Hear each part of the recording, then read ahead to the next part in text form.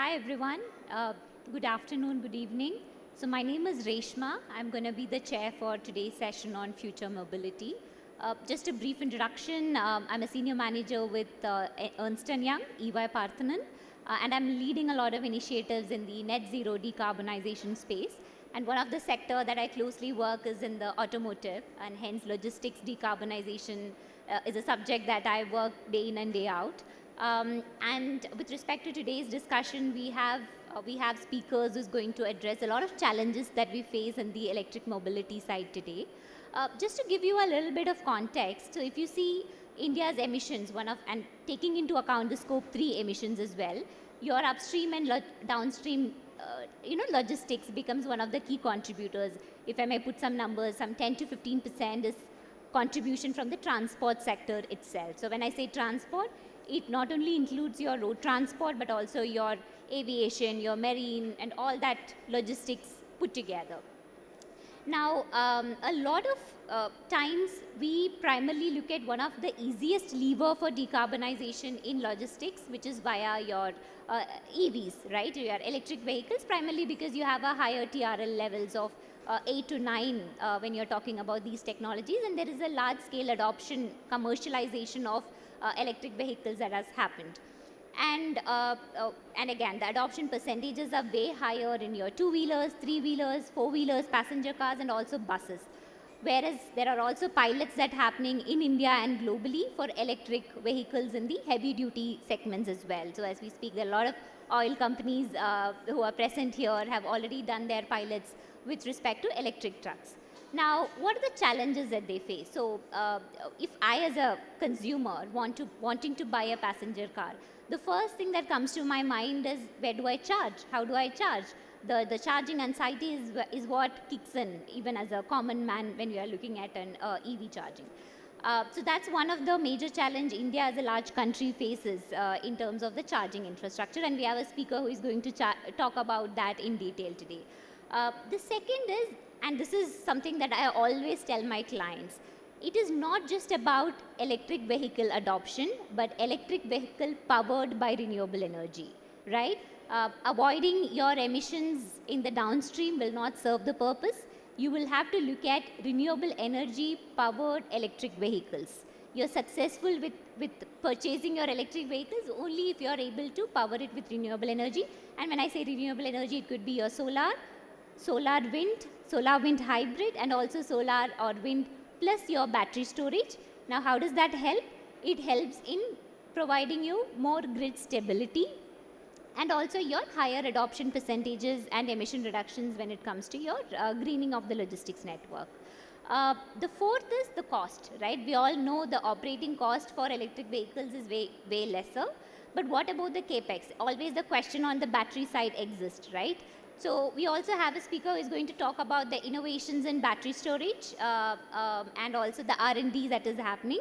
Lastly, what are the incentives? We know there's a lot of tax and other subsidy incentives for purchasing of an electric vehicle, but what more? Can carbon credits or carbon pricing play a role in terms of incentivizing electric vehicle adoption? And again, we have another speaker who is going to talk about that in detail. So with that note, I'm going to hand it over to my first speaker, who's Sandesh. And Sandesh is a manager who's working in the business analytics and planning with HPCL. And the topic that he's going to talk is strategic development of EV charging stations in India, a data-driven framework. So over to you, Sandesh.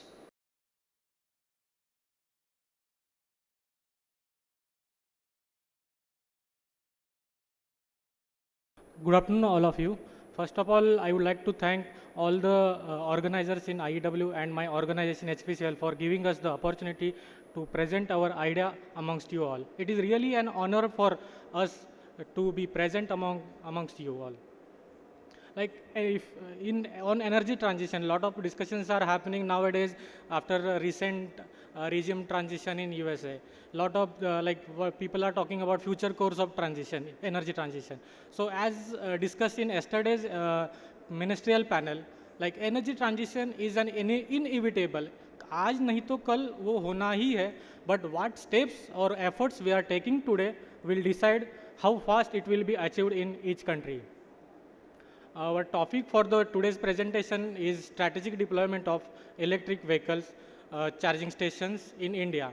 Myself Sandesh Mane and along with me co-author Pawan Kumar from HPCL will be taking you through this presentation. In India, EV sales are robustly happening since last recent 4 5 years, but like due to government support, through FAME 1, FAME 2 scheme, consumers are also moving towards are becoming aware about climate change, and they are also moving towards electric vehicles. Then manufacturers are also not behind in this race. They are also coming with new launches, new battery technology. They are daily they are we are seeing new upgradation in vehicle ranges, etc. But what is the status of EV charging infra in India? In India, as of December in India, we have one charging station per 135 electric vehicles, whereas global average is around 20, means 1 is to 20. So you can imagine how far we have to go from here. It is said that in India, since lot of investments are going into this sector, it is said that EV charging infra is in at very nascent stage. So what steps we are taking today, like means if we deploy the charging station strategically and uniformly, it will decide whether this charging infra will be a catalyst in EV adoption or it will be a barrier in EV adoption. Uh, this is our plan of presentation. First of all, we will see what are our targets for 2030. Then we will discuss what are our current state, what is the current status in EV sales, what is current status in EV charging infra. Then we will discuss about barriers in EV adoptions. Then Pawan will take you through our business case and its value addition in energy sector. Government of India has set a very ambitious target of 30 EV 30 by 2030, which is nothing but 30% of new EVs in total vehicles sold in 2030. So what are the key drivers for this? First is means we have uh, we can see that there are three E's which will be drive the EV adoption by 2030. First is energy security. Means currently we are importing around 85% of our crude requirement. So to reduce that trade deficiency, EV adoption is must. And this EV adoption will also boost our economy by strengthening Make in India initiative.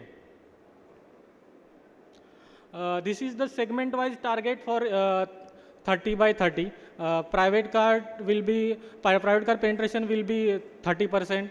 Commercial car penetration will be 70% by 2030. Buses will be 40% by 2030. In two-wheelers and three-wheelers will be 80% by 2030. But you will see we have highlighted commercial cars, then buses and three-wheelers in this slide. So why we have highlighted this? Because this will decide how much public charging infrastructure will be required by 2030. This is our current penetration in India. As of 24-25, as of December 24, you can see like our national average of EV penetration is around 7.5%. With three-wheeler EVs are leading with 32% penetration, whereas all remaining segments are falling falling below 8%. As we can see, our current electric vehicle park number is around 56 lakhs. Means from 2014 to December 24, our total electric vehicle register in India are 56 lakhs, out of which major contribution is in these 5 states, which are contributing more than 50% of the total EV park.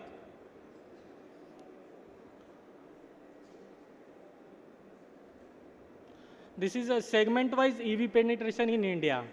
As you can see over here, Uttar Pradesh is leading with more penetration in three-wheeler EVs, whereas Maharashtra and Karnataka is leading in other 3 segments. This is our charging infra, current status of charging infra. We have total, as of December, we have total 25,000 charging stations with, again, all the charging stations are means abundant in Maharashtra, Karnataka, Uttar Pradesh, all these states.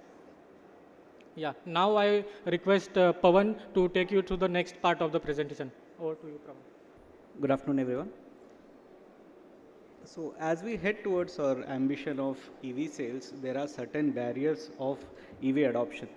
Certain barriers, there is a survey that has been conducted by Park Plus in December 2024, and these are the three barriers identified by the EV owners. The first one is the range anxiety, where the driver will feel an anxiety of whether the charging will be sufficient to reach to the next, till he reaches the next charging station, and inadequacy of infrastructure where there is no EV charging station available in and around his area. And charging times. Charging time plays a major role because currently the charging time of a slow charger is around 4 to 5 hours for a full charge. So this plays an important role. As mentioned in the earlier, the global standard of charging stations to EV vehicles is 1:40, whereas countries like China and Norway have reached to a stage of 1:6. But in India, we have one charging station for 135 EV vehicles. So there is a long way to go, and certain areas in which we can develop are accessible public charging stations, faster charging, and a competitive EV pricing for the vehicles. Apart from the barriers of EV adoption, the EV infrastructure itself has a few challenges. The key challenges involve the uneven distribution of the EV vehicles. So currently the EV charging station distribution even in a metropolitan city is not even. Whereas as per the Ministry of Power guidelines, there has to be one charging station per every 3 by 3 kilometer grid and one charging station on a highway of at least in 25 kilometers range. There is also charging time limitations, whereas in India we are heavily dependent on slow charging points which occupy around 70% of our infrastructure, leaving only 30% for the fast charging points. So that is one more key challenges for its adoption. And standardization and interoperability, we have multiple manufacturers following different charging standards, leading to an interoperability issues.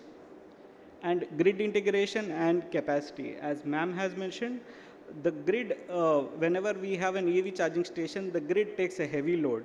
For this, at a technology front, we would be requiring smart grids and also integration of renewable energy is as part of the EV charging stations.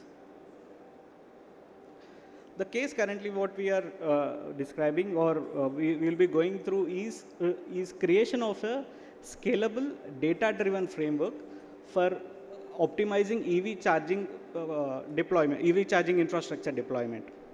What we will be proposing is a blueprint on which can be followed and scaled for every other city and highway. The approach that we have followed is using geographical information systems, and it is in alignment with the ministry guidelines. As mentioned earlier, 3 by 3 kilometer grid with one charging station and 25 kilometers segment on a highway with one charging station minimum. The methodology that we have followed is we have collected the multiple charging stations data and we have mapped it on an India map. And on top of it, we have layered a grid of a 3 by 3 kilometer. And that 3 by 3 kilometer, we have identified the centroids of each of the grid. So that, and if a charging station is identified within 2.12 kilometers from that centroid of the grid, we have identified that as a green zone. And if it is not, then it is an underserved zone. This 2.12 is the longest distance possible from a centroid of a 3 by 3 grid. With this simple technology, we have identified for Lucknow and Pune city the green zones and the underserved zones. You can see The smallest bubble on the as a green zone represents the shortest distance from the centroid. If the bubble is larger, that means from that centroid of the grid, the nearest EV charging station is farther. We can see that we have focused on Lucknow and Pune because of its three-wheeler and two-wheeler domination across India. And the findings that we have observed is only 40% of the city grids are adequately served, thereby leading 60% inadequate. The same methodology we have followed for Samruddhi Expressway from Mumbai to Nagpur, and we have identified that 58% of the highway is adequately served, and we can see the majority of the gaps between the cities or tier 2 cities and the rural areas or the tier 2 areas. That is the underserved area which the framework has identified. With this blueprint in mind, we can have these kind of value additions to the energy sector. This provides a strategic approach for leading companies whenever they are scaling up their infrastructure requirements. Because of its even distribution, your charging station will be placed at the right area, leading to a higher ROI, and also enhancing the convenience and adoptions for the EV owners, whereas thereby increasing the EV adoption. And this will also help in reducing the grid strain because the charging stations are evenly distributed, so that not one single area will not be having a densely populated stations.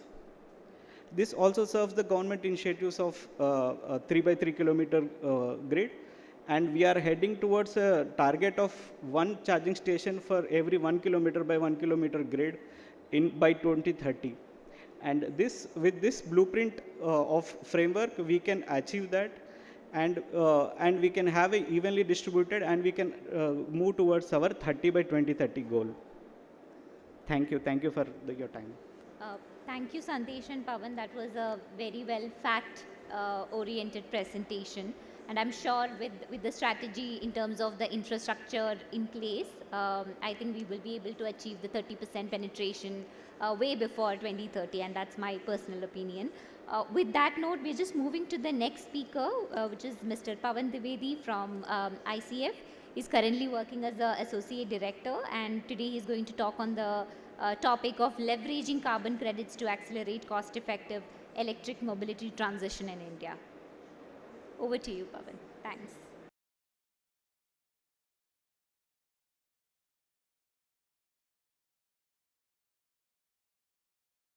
Good afternoon, everyone. I hope I'm audible to all those who are present here.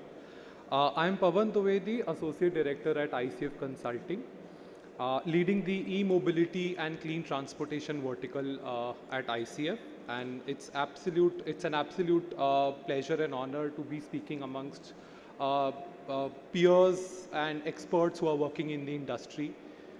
Also happy to share that ICF Consulting India is also celebrating its 20th anniversary as we speak today. We have been in business in India for more than 20 years now, and we have been assisting clients globally across sectors such as power and renewable energy, electric mobility and clean transportation, urban development, energy efficiency, biofuels, and related sectors. So moving on to the topic I'm here to speak and present about, the context has been very well laid out by the first round of presentation coming in, setting the context that why do we need a vast network of charging infrastructure in place. One of the barriers which was highlighted is the high upfront cost for setting such infrastructure, which is in fact acting as an impediment to the overall adoption of EVs in India. So how we can leverage instruments which are available in the market, not necessarily focusing on government-based incentives and policies, but are there other financial instruments present which can be explored to make EV adoption a bit more faster and cost economic to the end user. So the presentation has been structured in 4 segments. Firstly, I will briefly touch upon what is the exact problem statement, what are the impediments which are hampering the EV adoption and related charging infrastructure network in India. What is the current role of carbon markets in transport sector decarbonization and the status of carbon markets in India? And then briefly touching upon few case studies as far as the impact of carbon markets on acceleration of electric transportation and related projects, how carbon markets can be leveraged to make these projects more cost effective, and then definitely the concluding remarks. So starting with the problem statement, yes, Indian EV market has seen a steep growth, overall recording a CAGR of 64% in the last 5 years. Definitely the growth is very impressive. This is driven by mechanisms like government policies and subsidies, private sector investment, and consumer adoption. Growth is definitely, you can say, we can see impressive growth of electric vehicle penetration across different vehicle segments. The first being the two-wheeler, touching more than 100% CAGR as far as penetration levels are concerned in the last 5 years. Again, electric three-wheelers, 40% growth rate. Electric cars, 122% CAGR in the last 5 years. And as far as e-buses are concerned, impressive growth rate of 91%. And another important parameter to note here is the availability of charging infrastructure, which the last presentation was talking about. While the availability of public charging infrastructure has grown tremendously, we still lack as far as the availability and density of infrastructure is concerned.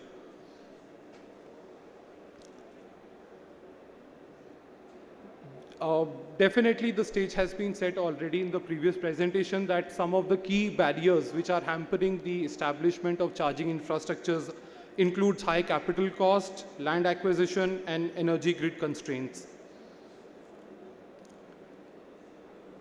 With that in mind, I would just like to put in perspective that if we have to reach 30% EV by financial year 30 vision, a colossal amount of investment would be required. Close to about $400 billion of investment India would require if we have to achieve our vision of 30% EV by 2030.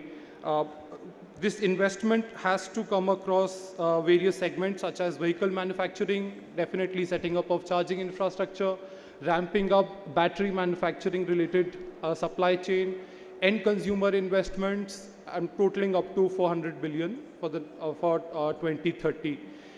There are, you can say, initiatives and various forms of investments taken up by private equity and venture capitalist firms as well.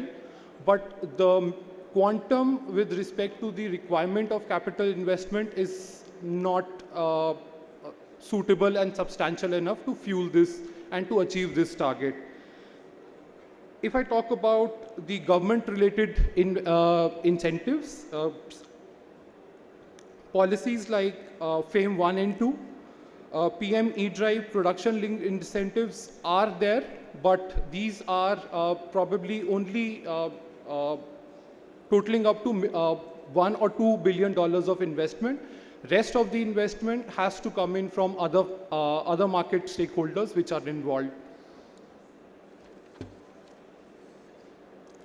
So we have already seen that there is a tremendous mismatch between the investment requirement and the kind of incentives which both the private sector and the government are trying to pitch in for the sector. Then what could be, the next part would focus on what could be those innovative mechanisms with which we can help plug in at least some of these investment gaps. So coming on to an interesting aspect of what is the current status of carbon markets in India and how does carbon market fits into the overall scheme of things. As far as India is concerned, India has been an active player in the global carbon market, contributing to close to about 300 million carbon credits since 2010, which accounts for close to about 17% of the global supply of the carbon credits. There are different certification agencies like Vera and Gold Standards who helps rate and provide projects enough evidence so that they can showcase that they have earned these carbon credits in the country. However, Indian domestic market is still developing and currently in very nascent stage.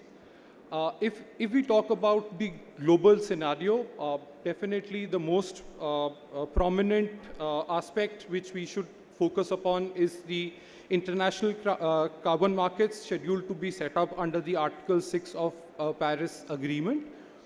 There are two different mechanisms within which the carbon credits generated by these e-mobility projects can be traded. First is bilateral agreements, wherein countries can directly trade carbon credits with one another. For example, India could sell emission reductions from its electric mobility projects to countries which requires these credits to set off the emissions which they are creating. Another Article 6.4 is the UN supervised carbon market, more centralized form of market that functions similarly to the clean development mechanism. This particular mechanism allows private sector projects to generate carbon credits under a regulated framework. And this kind of framework can definitely open new opportunities and avenues for Indian EV projects through internationally traded credits, and can help pitch in some kind of investment requirement which can come on through these kind of carbon credits. If I briefly talk about the relation between CDM and the new international carbon market which is being set up. So CDM was pre-2020, and the international carbon market is post-2020, under which the new carbon market framework would be established. If I talk about, I heard very briefly about the last session, some gentlemen were speaking about the Indian carbon credit trading scheme, which is scheduled to be launched in 2026 now. Under this, there are again two mechanisms under which these carbon credits can be traded. The first one is the compliant mechanism, focusing on nine key sectors, which would be necessarily, they would be required to adhere to this mechanism. As far as voluntary mechanism is concerned, wherein the transport sector comes into picture, there are 10 sectors which are covered under this, where companies can generate and trade carbon credits. Bureau of Energy Efficiency will oversee target setting, credit issuance, and compliance, and becomes one of the, you can say, nodal agencies to monitor the entire carbon market in India. And with time, definitely the Indian carbon market will help achieve India its 2030 emission target under its NDC's contribution.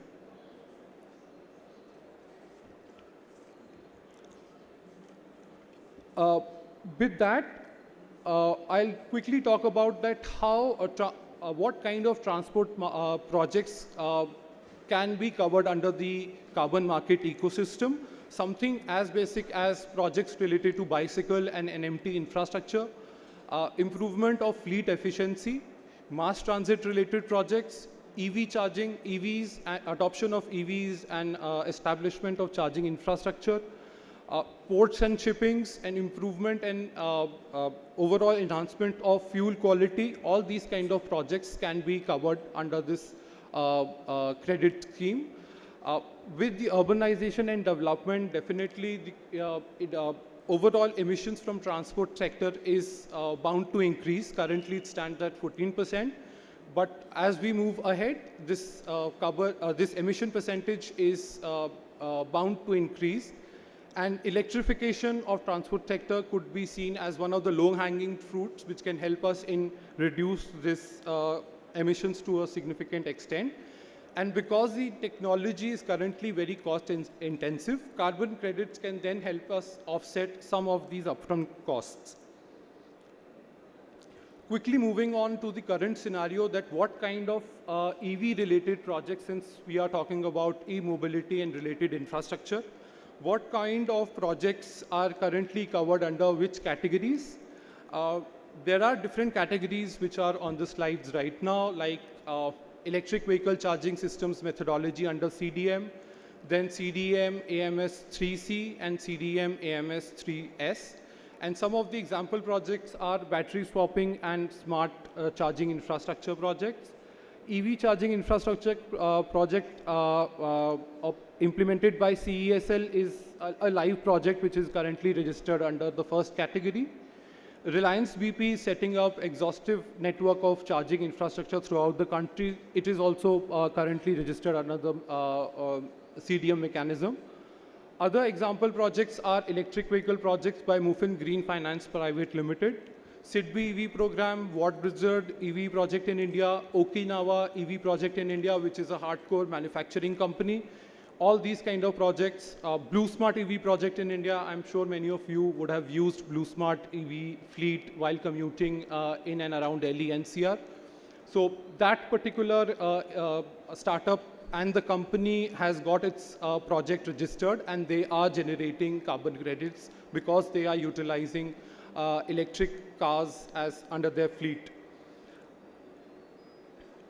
Quickly moving on to what kind of impact these kind of projects are currently generating, and probably as the carbon market evolves, what kind of potential they have as far as generation of investment is concerned from trading of carbon markets. So quickly briefing upon the Okinawa EV project in India, wherein the company has sold close to about 90,000 odd units and claims to avoid close to about 3 lakh ton carbon equivalent of emissions by within next 7 years, by 2029. The company's current profit stands at 89, and we are with an assumption of the carbon credit price somewhere around $5 to $10.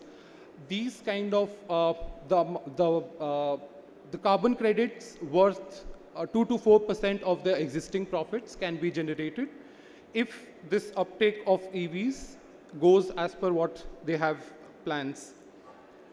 Similar kind of estimation was done for the Reliance BP project, EV charging project. As of now, there are 333 EV charging stations spread across India and claiming to save over 2.3 million ton carbon dioxide equivalent of emissions over the next 10 years. While the current capex and opex of setting up of 333 EV charging infrastructure is around 465 crore of Indian rupees.